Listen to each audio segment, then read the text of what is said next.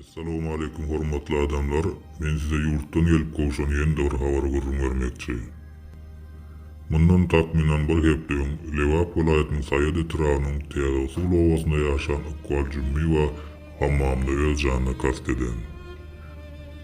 Merhumyň adamsy Atamurat guruluşy işlerinde işläp galanan puluny öýüne getirmän spirtli içkiler içýän sebäpli maşgalada ýygyderil dawa bolan. Merhum ayal adamsy barada ýaşaýan ýeriniň arçynlygyna bir näçe tapar ýüz tutanlyk sebäpli arçynlygyň işgärleri hem onuň adamsy bilen düşündiriş işlerini geçiripdirler. Iqbal Jümmiwa maşgala oňşukçylygy sebäpli bir näçe ýyllyk ata-enesiniň öýüne gidipdir we her gelek adamsynyň wada bermegi bilen ýene-de gaýdyp gelipdir.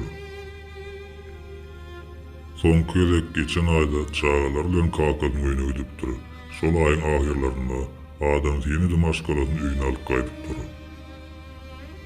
Iqbal Jümmiwa aradan çykandan soň onuň jesedini kakasy Suwhan ağa öz öýüne alyp gelipdir we ekli märekelerini şol ýerde geçiripdir. Hormatly dinleýijiler, çykyşyň ahirine merhumyň janynyň jennetde bolmagyny dilemek bilen her biriňize bagtly durmuş bolmagy, her aýalyň arasynda agdy ýyldym höküm sürmegini arzu edýär.